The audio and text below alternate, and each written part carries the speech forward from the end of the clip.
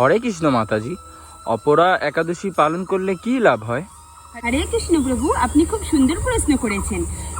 অপরা একাদশী পালন করলে ব্রহ্ম হত্যা, গো হত্যা, ভ্রূণ হত্যা, পরনিন্দা, পরস্ত্রী গমন, মিথ্যা ভাষণ প্রভৃতি গুরুতর পাপও যদি করা যায়, অপরা একাদশীর ব্রত পালন করলে পরে সমস্ত পাপই নষ্ট হয়ে যায়। আবার এছাড়াও যারা মিথ্যা সাক্ষ্য দিয়ে থাকে, ওজন বিষয়ে যারা ছলনা করে, শাস্ত্রের মিথ্যা ব্যাখ্যা প্রদান করে, জ্যোতিষীদের মিথ্যা গণনা ও মিথ্যা চিকিৎসায় রত থাকেন, তারা সকলে নরক যন্ত্রণা ভোগ করে। কিন্তু যদি এই সমস্ত ব্যক্তিও এই অপরা একাদশীর ব্রত পালন করে, তাহলে তাদের সমস্ত পাপ বিনষ্ট হয়ে যায় এবং তারা স্বর্গগতি প্রাপ্ত হন। ব্রহ্মাণ্ড পুরাণে বলা হয়েছে যে এই ব্রত মাহাত্ম্য পাঠ বা শ্রবণ করলে সহস্র গোদানের ফল লাভ হয়ে যায়, অর্থাৎ 1000 গরুদানের ফল লাভ হয়ে যায়। তো সকলেই অপরা একাদশীর ব্রত পালন করবেন। হরে কৃষ্ণ, রাধে রাধে।